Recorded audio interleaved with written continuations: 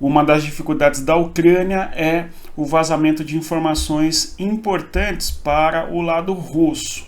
Nós tivemos uma contraofensiva ucraniana em 2023 que não obteve vitórias, não obteve reconquistas territoriais de maneira significativa. Em boa medida, tal fato se deu pelo motivo da Rússia conhecer, em boa medida, como que a Ucrânia iria agir diante da contraofensiva.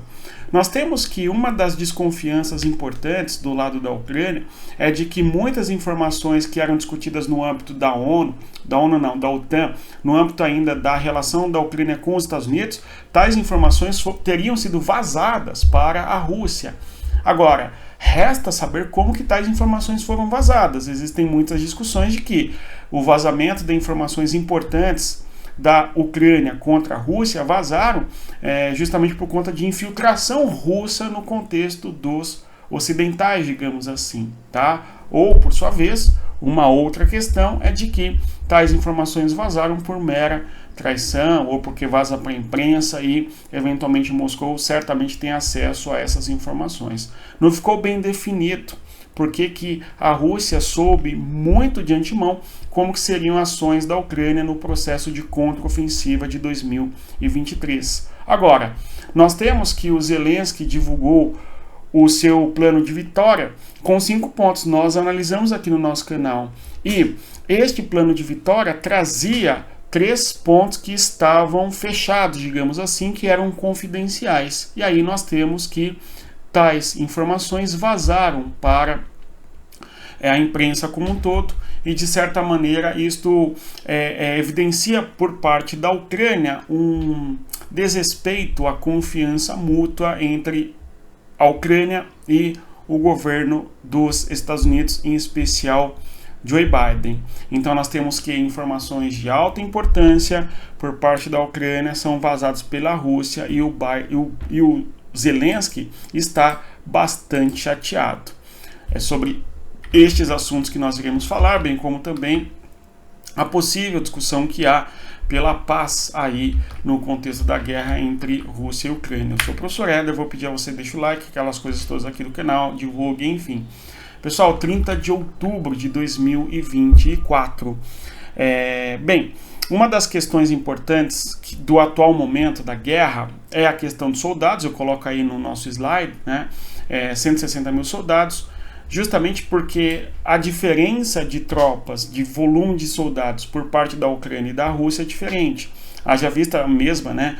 Porque a população russa é de 140 milhões de habitantes, isso pré-guerra, né? E a população ucraniana 40 milhões de habitantes, pré-guerra sem a Crimeia, com a Crimeia 44 milhões. Então, em termos demográficos, nós temos uma população bem inferior da Ucrânia em relação à Rússia. Isso impacta necessariamente na capacidade de repor soldados no fronte de guerra, no campo de batalha e assim por diante, evidentemente, né? Mas há uma discussão de que a Ucrânia pretende colocar 160 mil soldados no campo de batalha para lutar contra a Rússia.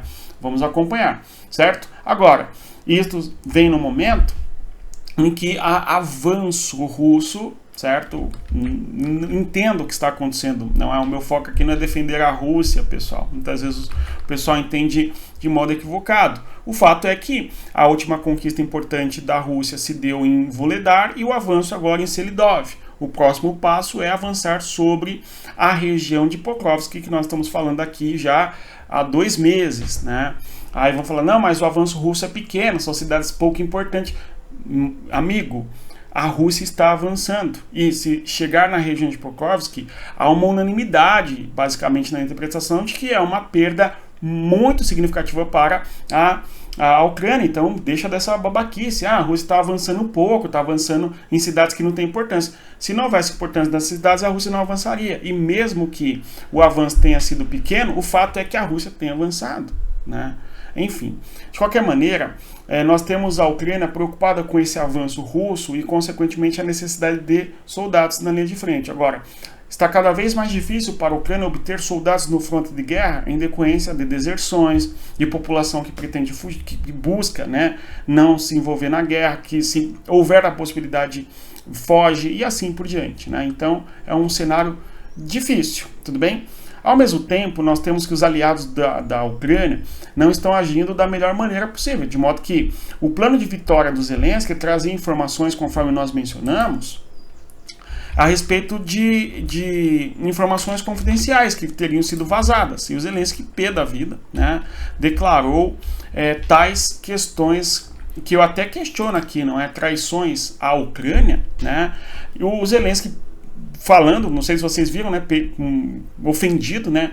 Veja o que está na mídia agora. Estão dizendo que a Ucrânia quer mísseis Tomahawk. Mas assim, vamos combinar que nós já sabíamos, né? A Ucrânia querendo utilizar mísseis de longo alcance. Agora, isso está no plano de vitória da Ucrânia, ok?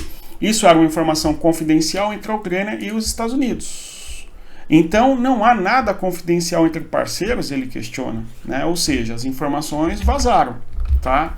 Porque a imprensa questiona, né? Traz aí as informações e o Zelensky está meio ofendido, né? Com razão.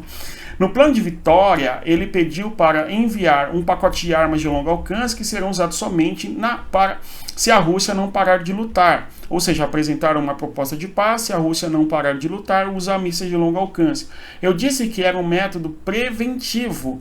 Me responderam que isso era uma escalada. Não é? O Zelensky aí tratando de como ocorreu aí a apresentação do plano de vitória. O Zelensky viajou. Primeiro que nós teríamos um encontro em Ramstein, né, na Alemanha, mas o Biden não foi. Então o evento foi cancelado em boa medida.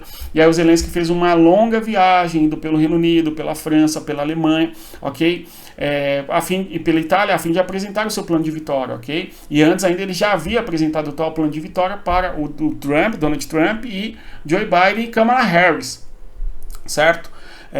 Mas aí, na sequência que ele vai apresentar esse plano de vitória ali no parlamento da Ucrânia, e nós temos conhecimento desse parlamento, embora esse documento aí teria vazado agora, a parte confidencial para a imprensa, e eventualmente a Rússia sabe do que a Ucrânia pretendia, que é utilizar mísseis de longo alcance após uma propositura de cessar-fogo. Se a Rússia não aceitasse, tomaria porrada na cabeça, digamos assim, né? Mas vazou a informação, Zelensky está ofendido, ok? Zelensky confirmou que solicitou mísseis Tomahawk, ok, dos Estados Unidos em um anexo secreto do plano de vitória, tá? Então nós temos aí realmente a Ucrânia afirmando que pediu os mísseis de longo alcance para usar contra a Rússia, tudo bem?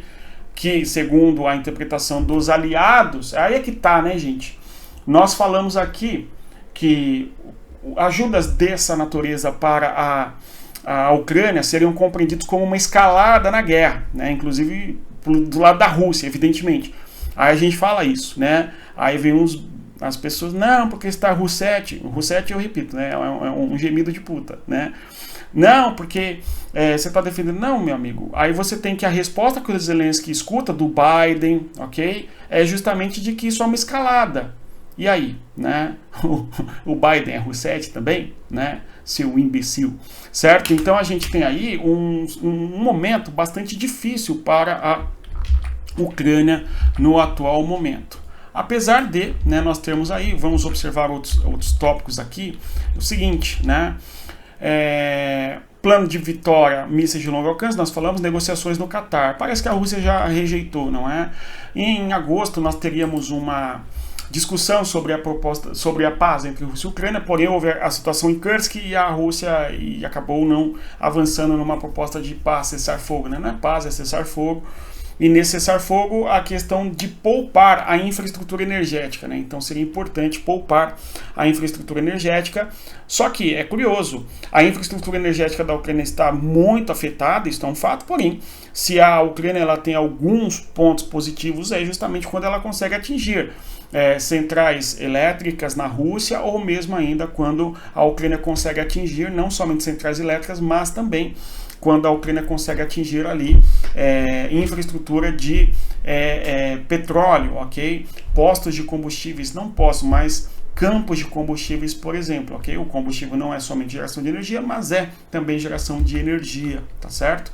Quando nós temos a ajuda, o pacote recente aí da União Europeia para a Ucrânia, parte desse pacote traz sim a discussão de que não faltará luz, que foi a conversa, não é, da presidente da Comissão Europeia, a Ursula von der Leyen, com o Zelensky, que não faltaria luz na Ucrânia e que eles ficariam aquecidos no inverno, né? Justamente por conta da preocupação que existe em relação à infraestrutura energética na Ucrânia, que é comprometida em decorrência da guerra, conforme nós observamos. E aí esse plano, esse cessar-fogo incluiria justamente o não atacar infraestrutura de energia, tudo bem? Um cessar-fogo não amplo, mas sim um cessar-fogo em especial para não atingir infraestrutura energética de parte a parte, ok?